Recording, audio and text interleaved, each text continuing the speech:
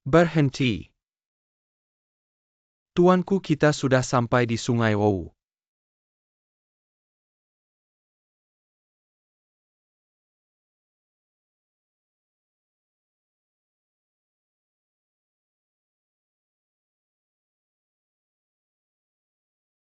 Mari, itu tuanku.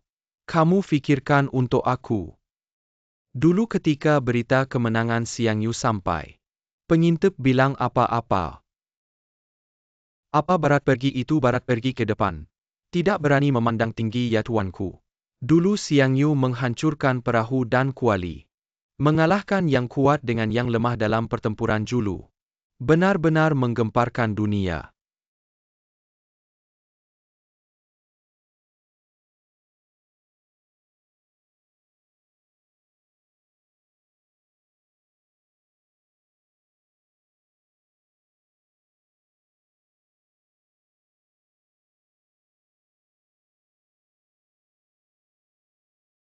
Apa yang aku lihat sepanjang hidupku?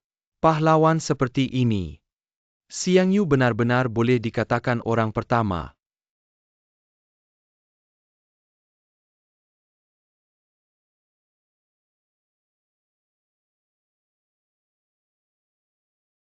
Benar-benar seluruh pasukan musnah.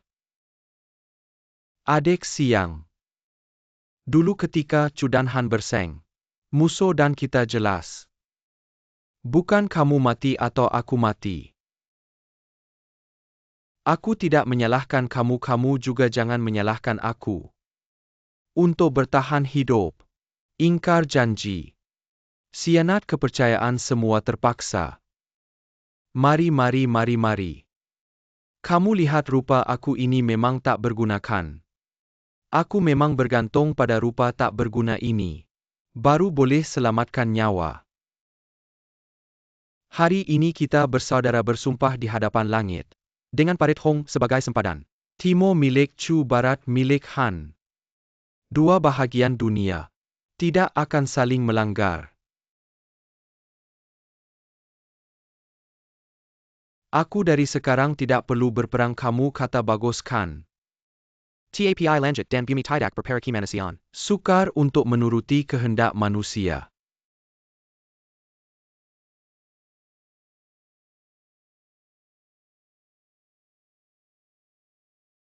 Bila bercakap tentang persaingan Chu dan Han, semua orang kata aku menang terhadap Xiang Yu. Aku memang menang. Aku benar-benar menang terhadap dia. Dulu yang menang dunia memang tuanku. Zhang Liang. Sebenarnya dengan kepintaran kamu patut faham. Walaupun aku menang dunia, tapi aku tidak boleh menang terhadap Xiang Yu. Xiang Yu memang pahlawan tiada tandingan. Dengan kekuatan sendiri mencipta 10 generasi. Tapi akhirnya dia juga dikalahkan oleh keadaan. Betul. Xiang Yu kalah oleh keadaan. Bukan kalah kepada aku, Liu Bang. Sebenarnya aku juga tidak senang. Orang-orang di sekelilingku ada yang mati. Ada yang pergi. Pada akhirnya apa yang aku dapat? Aku dapatkan dunia. Sekarang LDG berkuasa. Ini bukan lagi dunia keluarga Han. Jangan terlalu banyak berfikir yang mulia. Semua kejayaan dan kegagalan pada masa depan hanya akan menjadi bahan cerita. Jika pada masa itu Xiang Yu bersedia menyeberangi sungai, adakah dia benar-benar akan bangkit semula? Zhang Liang.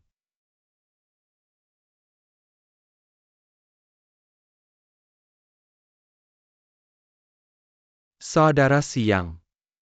Permainan catur ini belum selesai. Aku sangat ingin menyelesaikannya denganmu. Tahun 221 SM, Maharaja Qin Shi Huang musnah. 6 negara disatukan. Dunia diperintah dengan undang-undang ketat, aliran legalisme, Imigran dan pembakaran buku, serta pembunuhan cendekiawan. Menyebabkan kemarahan rakyat. Qin Shi Huang untuk membina asas yang kekal. Terlalu tergesa-gesa membina banyak projek. Membina tembok besar dan istana Epang. Membina makam diraja di Gunung Li. Mengubah jalan raya 6 negara. Oleh itu cukai yang berat.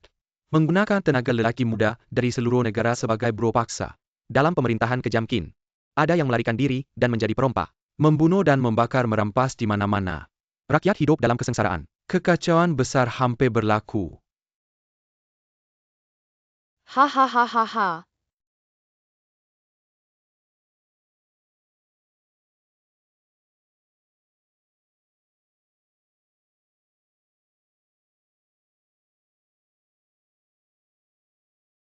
Perompak gunung. Ada perompak lari cepat.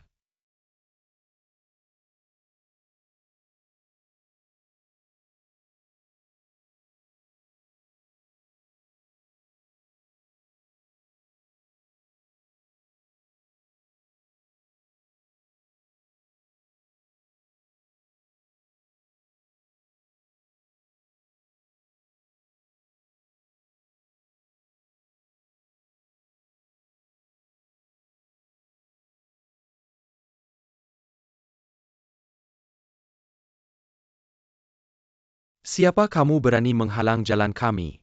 Aku adalah keturunan Xiang Yan dari Chu Xiangyu. Bunuh.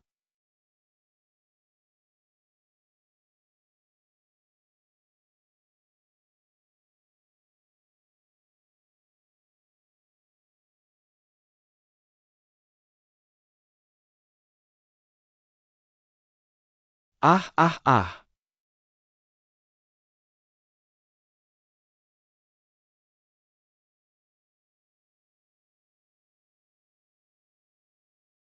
Aku akan tinggal di Pei Conti selama 3 hari, sila pulang dan beritahu. Raja meminta perintah. Yingbu, aku ingin bertemu dengannya.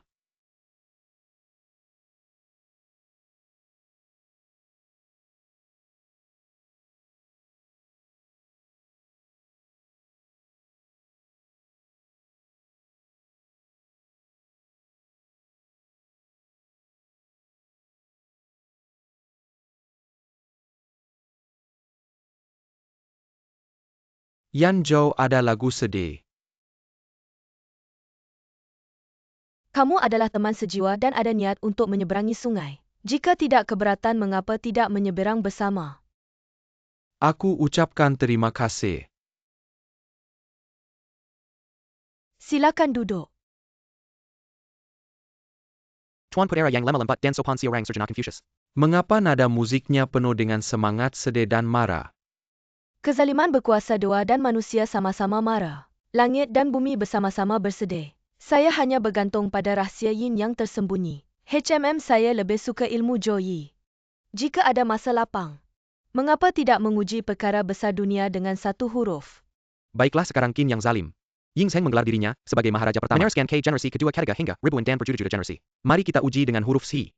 Hingga generasi kedua akan binasa. Mengapa dari awal hingga akhir? Dari awal hingga akhir. Akhirnya adalah binasa. Menyerahkan takhta ke generasi kedua pasti binasa. Ying Zheng sedang berada di zaman keimasan. Mengapa boleh binasa dengan cepat seperti ini? Mari kita uji dengan huruf Zheng dalam nama Ying Zheng. Huruf Zheng boleh dibahagikan kepada Zheng Lun.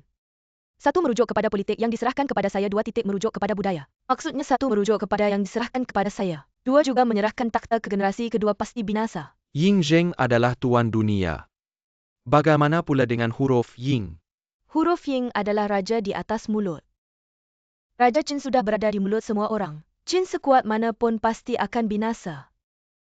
Maharaja pertama Ying Zheng 3 huruf, semuanya menunjukkan kekuatan. Qin pasti binasa. Memandangkan Tuan Siang tahu Qin yang kuat pasti binasa. Dunia akan menjadi kacau bilau. Mengapa tidak bangkit dan mengambil peluang? Menjebarkan band era Kidalan. Menyuruh para pahlawan bersama-sama melawan Qin yang zalim. Bagaimana kamu tahu nama keluarga saya?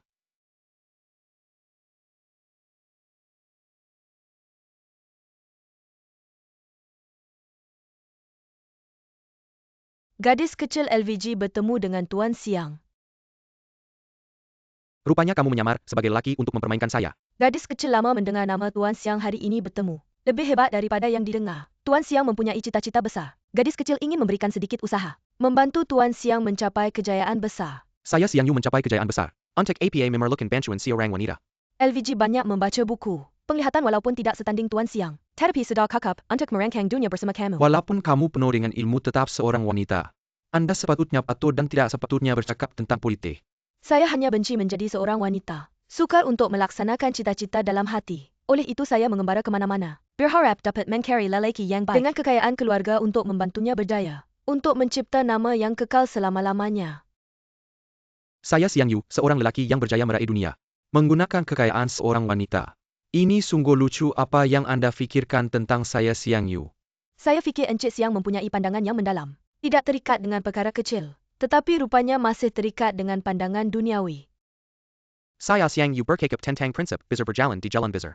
Seperti kata pepatah, jalan yang berbeza tidak boleh dirancang bersama. Jalan yang saya Xiang Yu lalui bukanlah jalan yang boleh dilalui oleh seorang wanita. Saya LVG boleh melakukan apa yang orang lain tidak boleh, apa yang anda boleh lakukan. Saya LVG pasti boleh melakukannya. Selagi dia adalah suami saya pasti dapat membantunya meraih dunia. kita akan lihat nanti.